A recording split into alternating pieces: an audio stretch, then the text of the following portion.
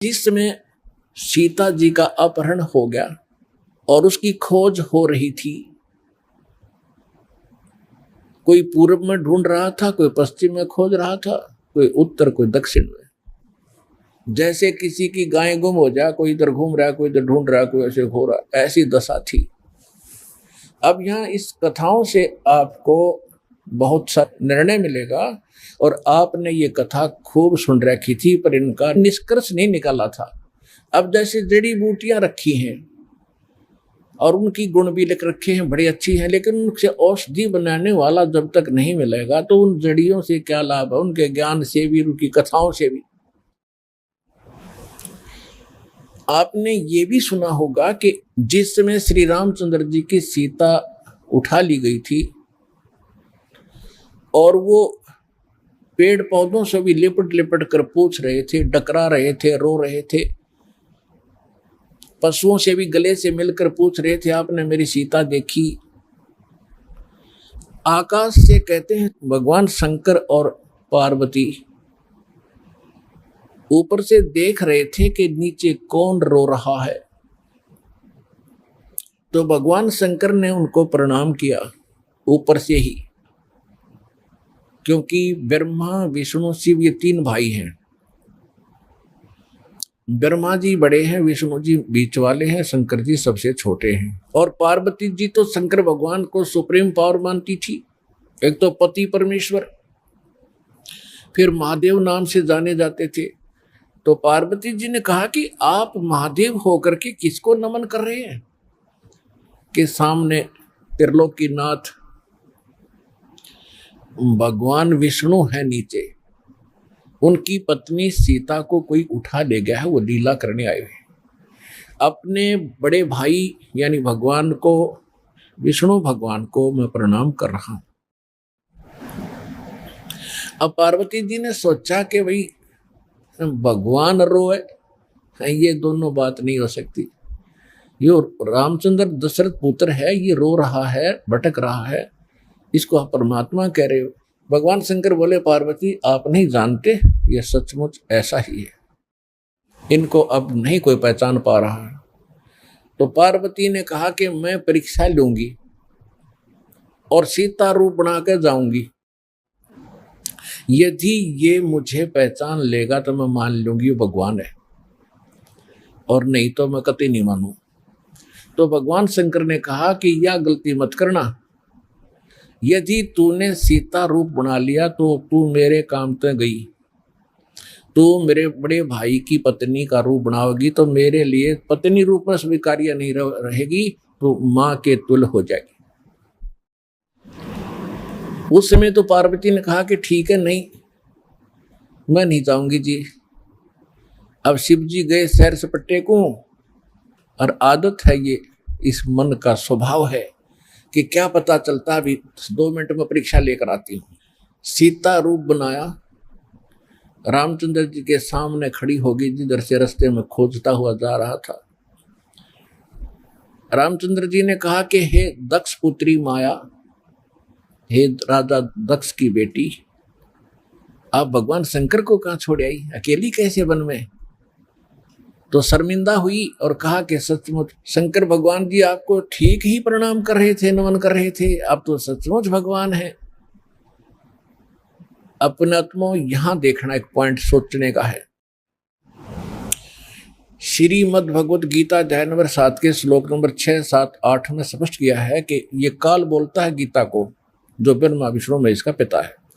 ये कहता है कि अर्जुन, बुद्धिमानों की बुद्धि और बलवानों का बल मेरे हाथ में है, जब चाहे स्विच ऑन कर दूं इनकी बुद्धि का, और जब चाहे ऑफ कर दूं।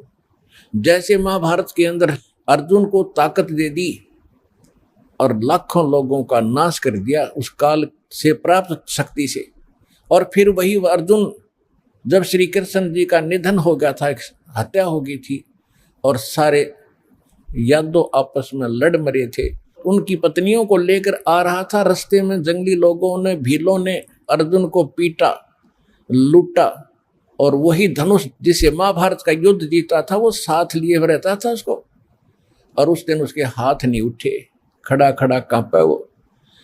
जब सारा काम हो लिया, वो भील भाल पीट के लूट के कुछ औरतों को भी ले गए और चले गए, तब अर्जुन कोस रहा श्री कृष्ण जी को कि श्री कृष्ण बड़ा धोखेबाज था, इसने हमारे साथ बड़ा धोखा किया है। पहले तो मुझे शक्ति दे दी और ना जाने कितने जीवों का नाश करा मैंने, और आज मैं खड़ा खड़ा पिट रहा हूँ, वही अर्जुन हूँ और वही गांडीव धनुष है मेरे पास, आज ये मेरे से प्रतिज्ञा भी नहीं चढ़ाई जा रही इसकी। तो परमात्मा ने बताया कि ना श्री कृष्ण धोखेबाज था, ये सारे इस काल के अधीन हैं, इसके रिमोट से चलते हैं। तो उसी ने काल ने जब विनाश करना था महाभारत का, तो अर्जुन को ताकत दे दी और फिर वापस ले ली, उसने अपना काम करा दिया जो करना था नाश। अब अर्जुन कितना पिट्टो। इसी प्रकार ये कहता है बुद्धिमानों की बुद्धि मेरे पास है। अब जब श्री रामचंद्र जी की खुद पत्नी गुम थी, उसका तो पता नहीं उसने कौन उठा ले गया, ढूंढते फिर जैसे गायें गुम हो जाया करे। हर वह पार्वती पहचान ली, तू तो पार्वती है, सीता नहीं है, तो वहां उसकी ऑन कर दी और फिर ऑफ कर दी, खा धक्के। अब क्या होता है, अब हनुमान जी ने छलांग लगाई, एक सिद्धि है जो आकाश में उड़ जाने की प्राप्त हो जाती है। आकाश मार्ग से जाके वो लंका में प्रवेश हुआ हनुमान जी। उनको कुछ आभास हो गया था, किसी जटायु नाम के एक पक्षी ने बता दिया था कि लंका का राजा रावण उठा कर ले गया, इसलिए वहां जाने की और किसी में हिम्मत नहीं थी।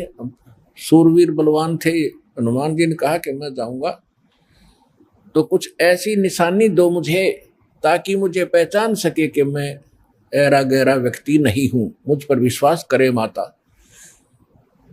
तो कहते हैं रामचंद्र जी ने अपनी छाप दे दी, अंगूठी निकाल के उस पर नाम लिखा था उनका, और उसको सीता खूब पहचानती थी। उधर से सीता को घना दुखी कर ही रखा था, सता रखा था रावण ने, एक नौलखे बाग में छोड़ रखा था और उससे रोजाना यातना दिलाता था और अपनी पत्नी बनने की स्वीकृति वो उससे करवाना चाहता था, वो उसने स्वीकार नहीं की।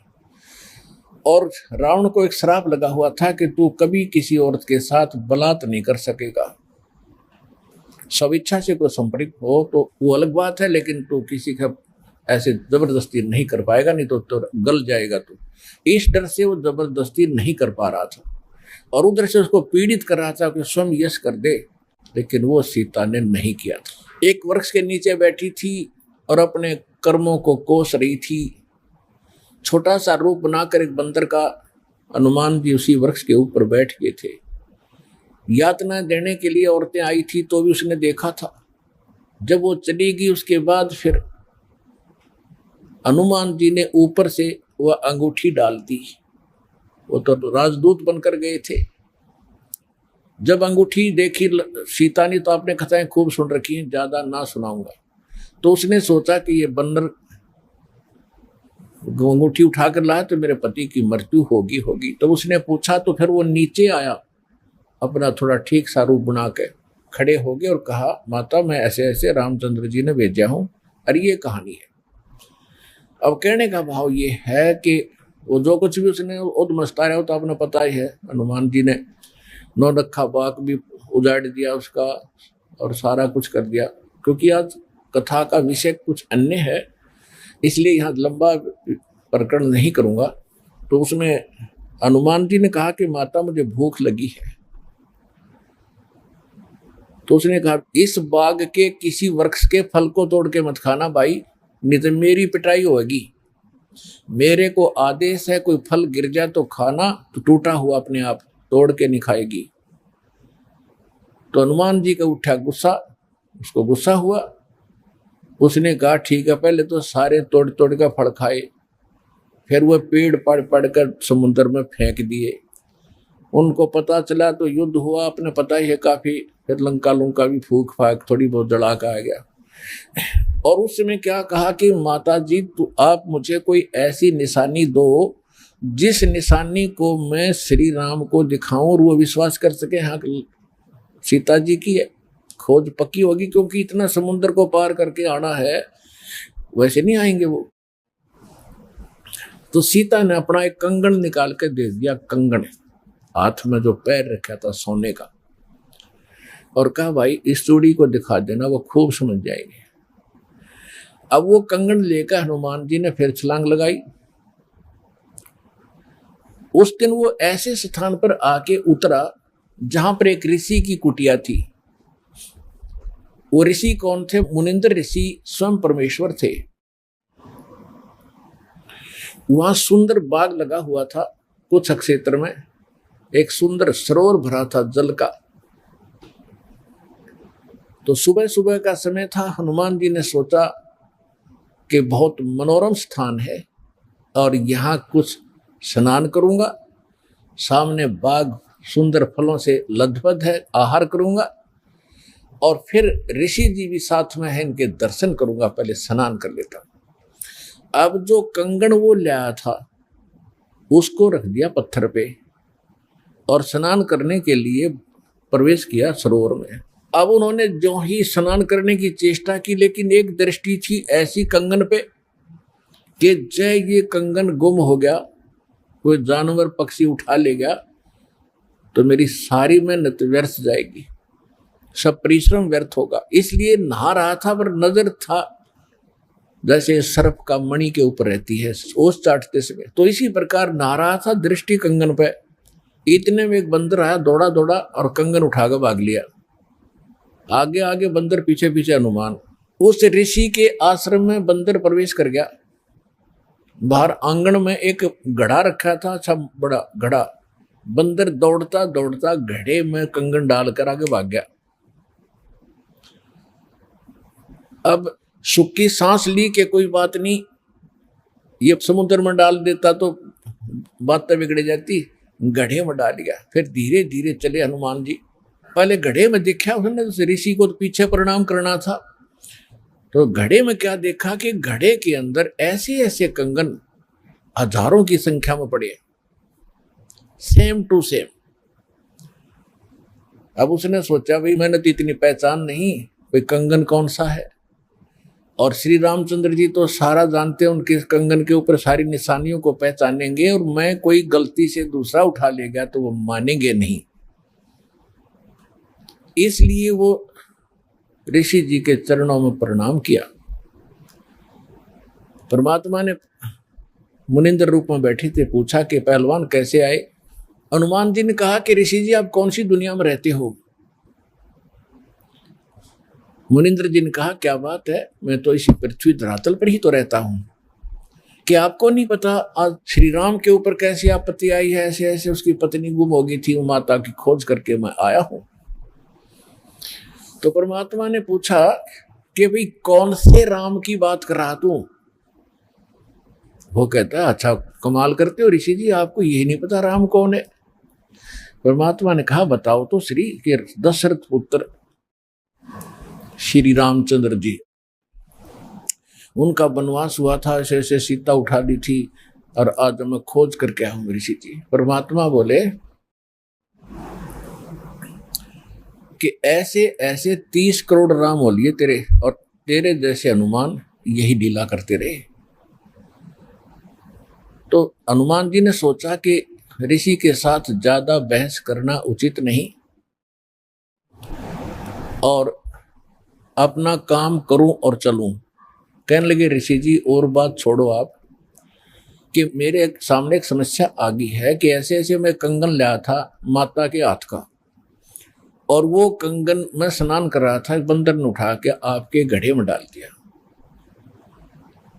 तो परमात्मा बोले ले जा कंगन भाई, जा फिर अपना कर काम, जाओ हनुमान जी ले जाओ कंगन, निकाल ले जाओ, करो जो तूने करना। कहने लगे जी समस्या ये है कि इसमें और भी बहुत से कंगन पड़े हैं